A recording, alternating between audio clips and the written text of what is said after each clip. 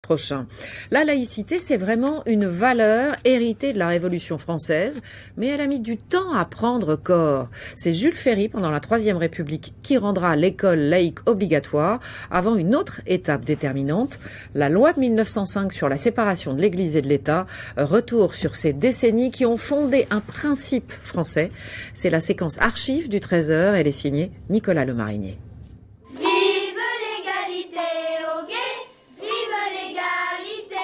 C'est sur les bancs de l'école de la Troisième République que la laïcité, proclamée par la Révolution de 1789, prend toute sa dimension. Riches et pauvres sont égaux, chacun selon son mérite. En 1881, le ministre de l'Instruction publique, Jules Ferry, fait voter l'école gratuite, obligatoire et laïque.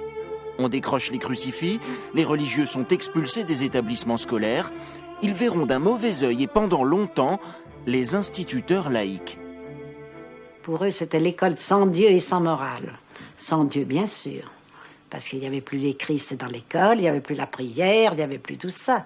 Mais sans morale, il n'y avait pas la morale, leur morale à eux, mais il y avait la nôtre, la morale laïque. C'est la tolérance, l'esprit de laïcité. C'est véritablement la tolérance. Et l'école laïque est l'école accueillante à tous. Là où subsistent des écoles privées, on se dispute les élèves. Combien il y avait d'enfants dans l'école religieuse ? 40 à 50, au moins.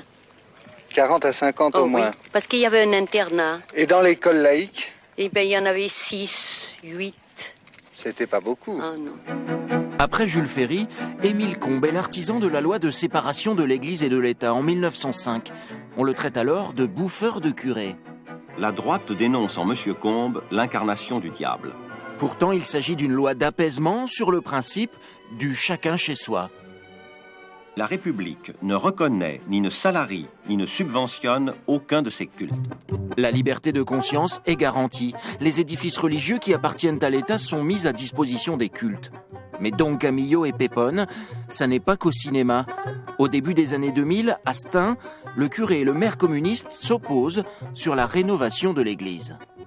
On réclame un lieu qui soit digne d'un centre-ville et qui permette à l'église de jouer, non pas simplement un lieu de culte, mais un rôle dans le lien social. Le patrimoine communal, c'est l'église, mais c'est aussi des écoles, des gymnases, la voirie. Et bon, il faut faire des choix, on ne peut pas tout réaliser. La loi autorise, mais n'oblige pas les communes à entretenir les églises. En 1937, une circulaire du gouvernement Blum proscrit le prosélytisme à l'école, mais n'interdit pas les signes religieux. 70 ans plus tard, le voile islamique va amener à repenser la loi et la laïcité. J'ai essayé de rentrer dans le collège avec mon foulard, mais quand j'arrive à la récré, il y a ou le principal adjoint qui me demande de le retirer, donc ça me dérange, ouais. Mais moi, si c'était pas par rapport à mes études, je le retirerais pas. Jusqu'à quel point peut-on afficher son appartenance religieuse dans un établissement scolaire laïque ?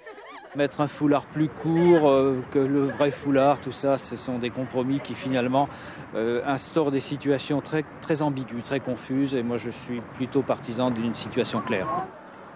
En 2004, le président Jacques Chirac tranche par la loi. Les signes qui manifestent ostensiblement l'appartenance religieuse doivent être proscrits dans les écoles, les collèges et les lycées publics. L'État doit-il financer la construction des mosquées ? Peut-on installer une crèche de Noël dans une mairie ? Aujourd'hui, les questions et les défis qui se posent au principe de la laïcité ne manquent pas. On connaît tous le point .fr pour